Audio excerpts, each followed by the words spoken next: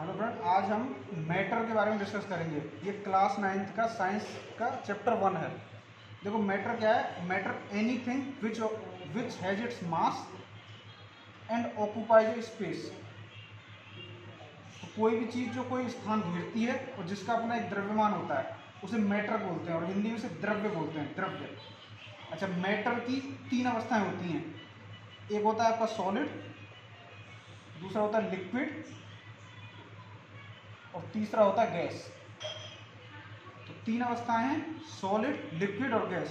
Solid बोले तो ठोस, लिक्विड बोले तो द्रव और गैस। अब इनमें क्या रहता है कि सॉलिड है, सॉलिड को यदि आप हीट दोगे, गर्म करोगे, तो ये आपका लिक्विड में कन्वर्ट होगा, और लिक्विड को गर्म करोगे तो ये आपको गैस में कन्वर्ट होगा।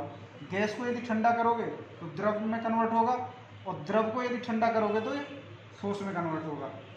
अब इनमें क्या क्या बेसिक डिफरेंस हो रहते हैं। देखो, जो सॉलिड होते हैं उनका फिक्स्ड शेप, इनका एक निश्चित तो आकार रहता है और फिक्स्ड वॉल्यूम रहता है। वॉल्यूम मतलब जो सॉलिड हैं उनका निश्चित आकार है और निश्चित आयतन है, लेकिन जो द्रव हैं, द्रव का फिक्स्ड वॉल्यूम तो फिक्स रहता है लेकिन शेप फिक्स नहीं रहता।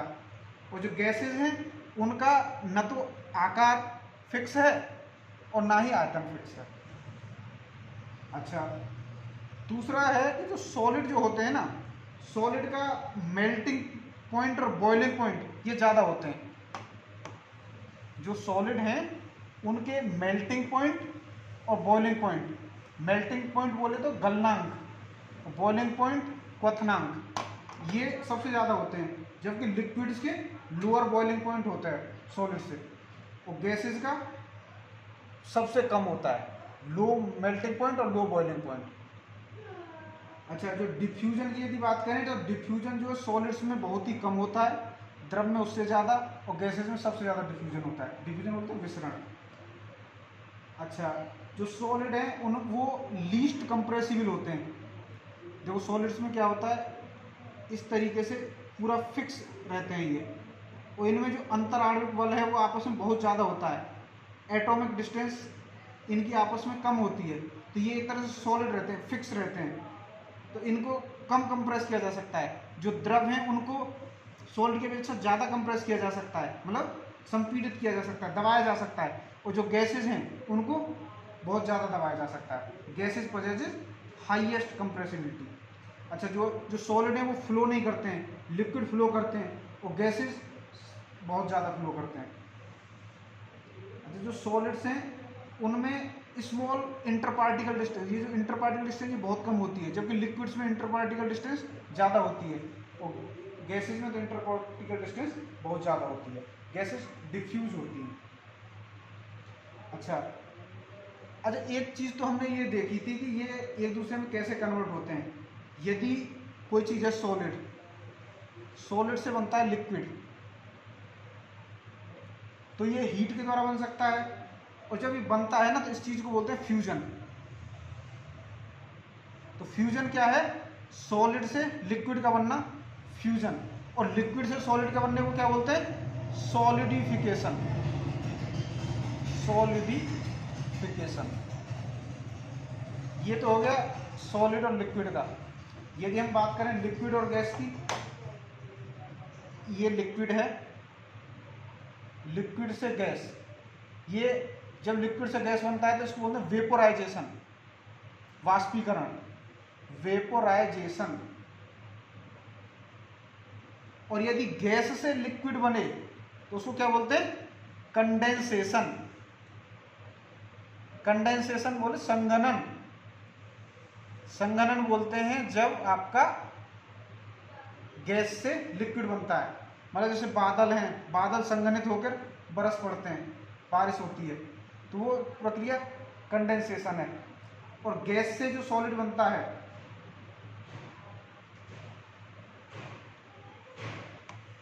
ये हुआ। अच्छा, अब एक चीज़ और रहती है, कि भाई अब तक हमने देखा कि सॉलिड्स बना, सॉलिड से लिक्विड बना, लिक्विड से गैस बनी, लेकिन यदि सॉलिड से लिक्विड में न बदले बिना सीधे गैस अवस्था में बदल जाए, इस चीज को बोलते हैं सब्लिमेशन। सब्लिमेशन, और हिंदी में बोलते हैं ऊर्ध्वपातन। ऊर्ध्वपातन वो प्रक्रिया है कि सॉलिड बिना द्रव में बदले सीधे गैस में बदल जाए, उसको सब्लिमेशन बोलते हैं। जैसे कपूर है, कपूर का क्या होता है, कैम्फर जो होता है CmPH4, ये जो कपूर है, कपूर को जब हम छोड़ देते हैं ना तो ये द्रव नहीं बनता, सीधा गैस बन जाता है। और जैसे ड्राई आइस जो होता है CO2, वो सीधा गैस बन जाता है। तो ये सब्लिमेशन के एग्जाम्पल हैं। तो सब्लिमेशन का क्या हुआ, अगर हम डेफिनेशन बोलना चाहूँ मैं, सब्लिमेशन ऊर्ध्वपातन, सब्लिमेशन होता है the process in which A solid state directly changes into gaseous state on heating, तो उसको बोलते हैं सब्लिमेशन। ठीक है, सब्लिमेशन का मतलब है कि ठोस का सीधे बिना द्रव में बदले सीधे गैस अवस्था में बदल जाना, सब्लिमेशन। एक होता है मेल्टिंग या फ्यूजन। फ्यूजन का क्या मतलब होता है, या मेल्टिंग गलना। फ्यूजन होता है the process in which A solid changes into liquid state by absorbing heat at a constant temperature. एक निश्चित तापमान पर हीट एब्जॉर्ब करते हुए, ऊष्मा अवशोषित करते हुए सॉलिड का लिक्विड में बदल जाना फ्यूजन कहलाता है। एक होता है फ्रीजिंग या सॉलिडिफिकेशन। सॉलिडिफिकेशन होता है लिक्विड से सॉलिड में कन्वर्ट हो जाना, the process in which a liquid changes into solid by giving out heat at a constant temperature. एक होती है कंडेंसेशन। संघनन क्या था, the process in which A gas changes into liquid state. जब गैस लिक्विड स्टेट में बदलती है तो उसको बोलते हैं कंडेंसेशन। वेपोराइजेशन क्या होता है, the process in which a liquid changes into gaseous state. Liquid जब गैस में बदलता है उसको बोलते हैं वेपोराइजेशन, वाष्पीकरण। जैसे पानी है किसी तालाब में, तो सूर्य की किरणें पड़ेंगी, धूप पड़ेगी, तो ये पानी गर्म होगा और धीरे धीरे गैस के रूप में बढ़ के ऊपर चला जाएगा। जब ये ऊपर जाएगा तो बादल बन जाएंगे, बादल बन के इसमें से कंडेंसेशन होगा, कंडेंसेशन होगा तो ये बरस के नीचे आ जाएंगे। तो इस प्रोसेस में जो पानी आता है ना वो शुद्ध आता है, वर्षा का जल सबसे शुद्धतम रूप है। अच्छा, यही मतलब जो झीलें रहती हैं ना उनमें खारा पानी क्यों हो जाता है, क्योंकि वाष्पीकरण के कारण जो हल्का हल्का पानी है ना, शुद्ध शुद्ध पानी ऊपर उठ जाता है और नीचे नमक नमक रह जाता है, इसीलिए वो जो झीलें लगातार खाली होती जाती हैं। बॉइलिंग क्या होती है, बॉइलिंग एक बल्क फिनोमेना है कि particles of the liquid changing into vapour state. वो अच्छा, इसमें एक अब अंतर आता है कि भाई ये इवेपोरेशन, जो इवेपोरेशन है, बॉइलिंग, इन दोनों में क्या अंतर है। यदि हम ये देखें, एक तो था हमारा जो वेपराइजेशन देख रहे थे हम, एक प्रोसेस होती है इवेपोरेशन और एक होती है बॉइलिंग। इनमें क्या अंतर है, देखो जो इवेपोरेशन है ये एक स्लो प्रोसेस है, जबकि जो बॉइलिंग है वो रैपिड प्रोसेस है। इवेपोरेशन क्या है, ये लिक्विड की सरफेस पर टेक होती है, जबकि ये जो बॉइलिंग है लिक्विड के थ्रू आउट द मास होता है। अच्छा, जो इवेपोरेशन है ये सभी टेम्परेचर पर होता है, लेकिन ये जो बॉइलिंग है ये एक डेफिनेट टेम्परेचर पर होती है, जिसे हम बॉइलिंग पॉइंट कहते हैं, क्वथनांक बोलते हैं। अच्छा, जो इवेपोरेशन है, इवेपोरेशन के कारण जो आपका लिक्विड है वो ठंडा हो जाता है, the substance become cool due to evaporation process. जैसे होता है ना कि जैसे किसी बर्तन में पानी है तो उसकी चारों दीवारों पर वो हो जाता है, तो इवेपोरेट होता रहता है ना, वो ठंडा पड़ जाता है। जब बॉइलिंग में ऐसा नहीं होता, बॉइलिंग में बॉइलिंग प्रोसेस के दौरान जो लिक्विड है वो हमारा गर्म बना रहता है, the substance remains hot during boiling process. ठीक, अच्छा, तो ये इवेपोरेशन हो गया, इवेपोरेशन समझ आ गया। Evaporation takes place on all temperature. अच्छा, अब एक चीज़ देखते हैं कि हम ये जो डिग्री सेंटीग्रेड और केल्विन इनमें क्या संबंध होता है। देखो, जो डिग्री सेंटीग्रेड है ना, जैसे 0 डिग्री सेंटीग्रेड है, ये इक्विवेलेंट होता है 273.16 केल्विन के। यानी कि अगर मुझे केल्विन स्केल में जाना है तो मैं डिग्री सेंटीग्रेड वाले में 273 जोड़ देता हूँ।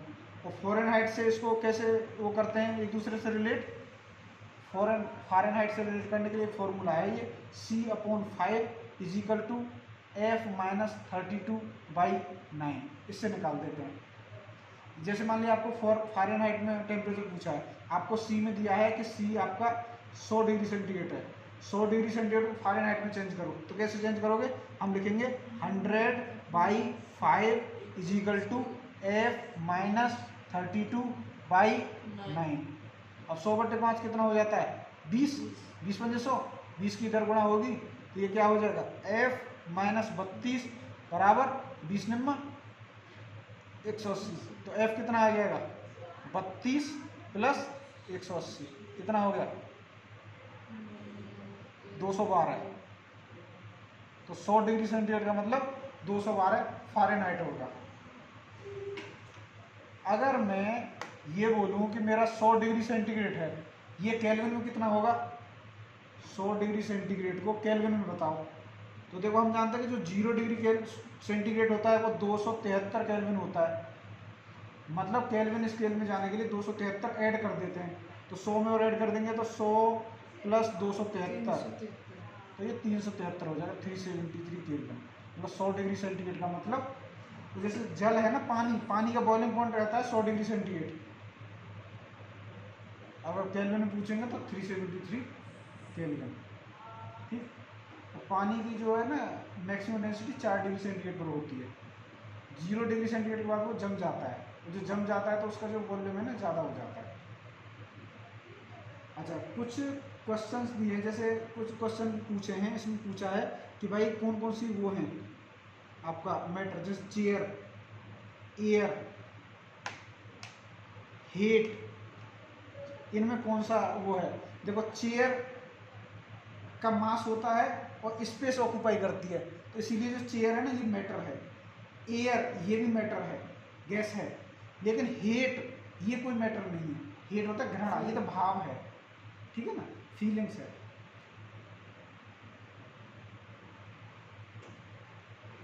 तो मेनली क्या है मैटर में, इतना ही है। मैटर को अगर हम दोबारा से हल्का सा रिवाइज करते हैं, मैटर में हमने क्या क्या पढ़ा है। देखो, मैटर में हमने देखा कि मैटर की 3 अवस्था होती हैं, ठोस, द्रव और गैस।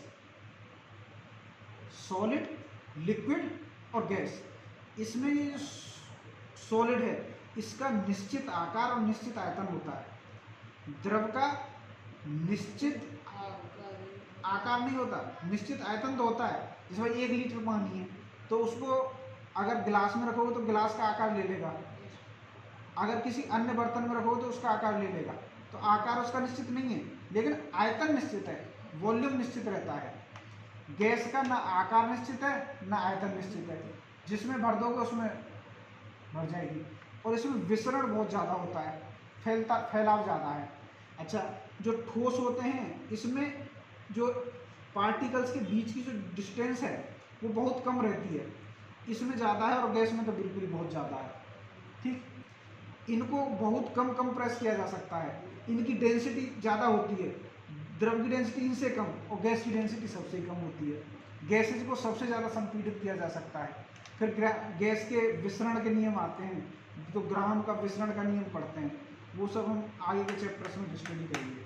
फिर इनकी प्रोसेस है कि भाई अगर ठोस से द्रव में बदलना है, ठोस से द्रव में जब बदलता है उसको फ्यूजन बोलते हैं, और द्रव से गैस में बदलता है उसको वेपोराइजेशन बोलते हैं। अगर ठोस से सीधे गैस में बदल जाए बिना द्रव में बदले तो उसको सब्लिमेशन बोलते हैं। एक चीज होती है कि भाई बॉइलिंग क्या होती है और इवेपोरेशन क्या होती है। जब इवेपोरेशन होता है ना तो इवेपोरेशन के कारण तो जो सब्सटेंस है वो ठंडा होता है, लेकिन जब वो होता है बॉइलिंग, जब होती है बॉइलिंग एक कांस्टेंट टेम्परेचर पर रहती है, उसको लगातार हीट प्रोवाइड करते रहना होता है, तब वो लगातार बॉयल होता रहता है। जैसे और सबके बॉइलिंग पॉइंट अपने निश्चित रहते हैं। जैसे जल है, जल का बॉइलिंग पॉइंट कितना है? 100 डिग्री सेंटीग्रेड। ठीक है, तो आज के लिए हम चैप्टर 1 में इतना ही डिस्कस करते हैं ना, और बाकी के बाद में डिस्कस करेंगे। ठीक है, ओके, थैंक्स।